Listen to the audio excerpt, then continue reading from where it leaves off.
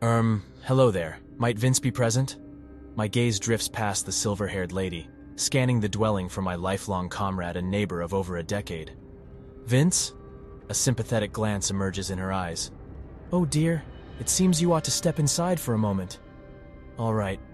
Hesitantly, I cross the threshold, unsure of this woman's identity or her purpose in Vince's abode. Perhaps she was invited for dinner as well. Please, make your way to the kitchen, Jeff. I halt, shivers cascading down my spine. How is it that you know my name?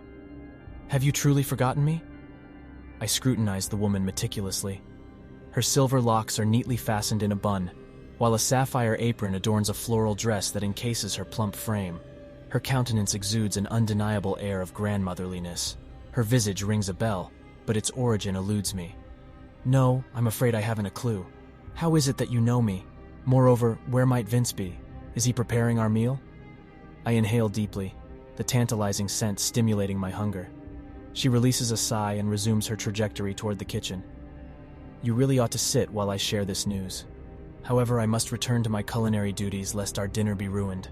Join me in the kitchen, and all shall be elucidated. My eyes sweep the living room, finding it unchanged since yesterday's visit to ensure my friend's well-being. Disarrayed papers litter the floor, beer cans brim from the waste bin, and Vince's cherished guitar rests upon the sofa. In the doorway, the woman fusses with her apron. I simply must return to my cooking. Come now, dear. This shan't take long. At last, I nod and trail her into the kitchen, my concern for Vince's well-being mounting with each passing moment. Please, take a seat. She gestures towards an unoccupied chair by the table. Jeff, brace yourself. This might be tough to swallow, it usually is. Vince passed away a decade ago. Her gaze shifts to the pot she's stirring, affording me a moment to absorb the news. A chuckle slips out. Hilarious! I spin around and holler into the house. Come on, Vince! You won't fool me that easily! Facing the woman again, I question, who are you truly? And how did Vince rope you into this little ruse? Despite the upheaval, Vince and I remained inseparable, our bond forged by that fateful episode. His death couldn't possibly be true. No, I recall the events. But this woman and her version of events remain foreign.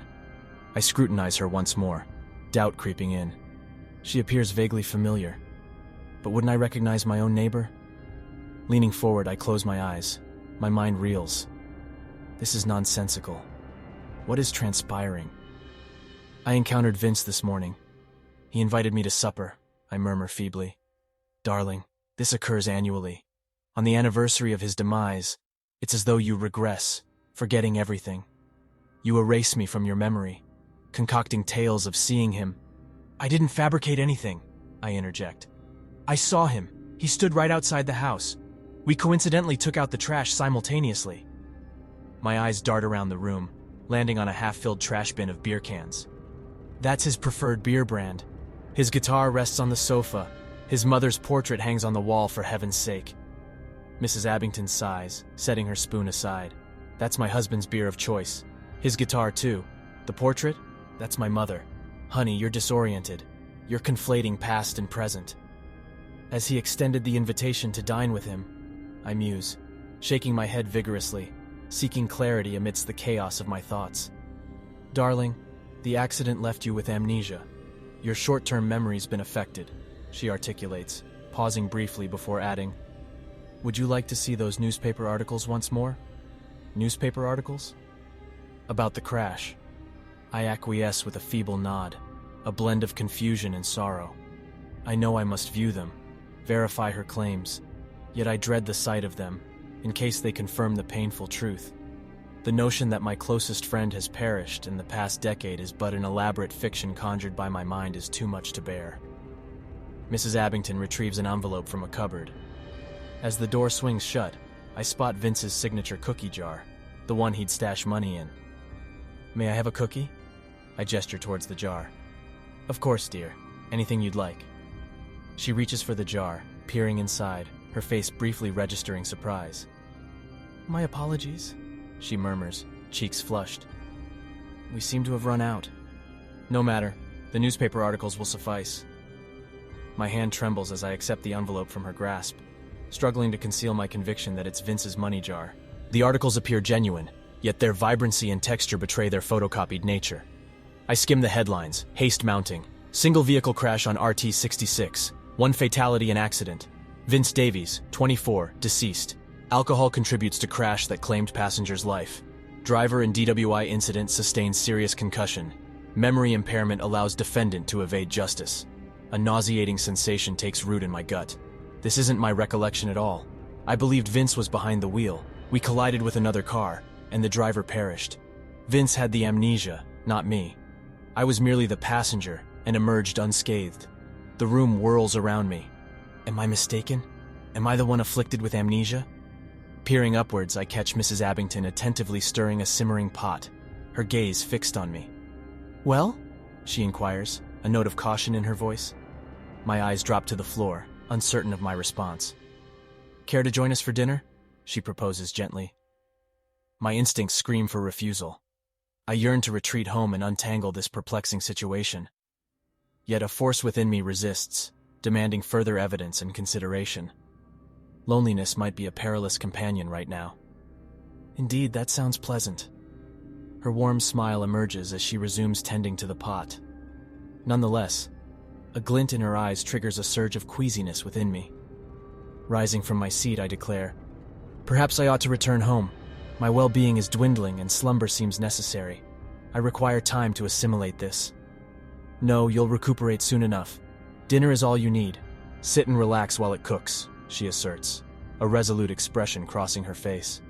I retreat towards the backyard door, an overwhelming sensation of confinement engulfing me. Desperation to flee and return home intensifies. "Sit down, dear. In a moment or two you'll feel much better." As she advances, her hand nonchalantly brushes against a butcher knife, prompting me to dart for the door. "Harvey!" the woman bellows. Astonishingly, the door bursts open, revealing a tall, gray-haired man. "Jeff!" he exclaims, taken aback. "Delightful to see you. I just ventured to your residence to extend a dinner invitation."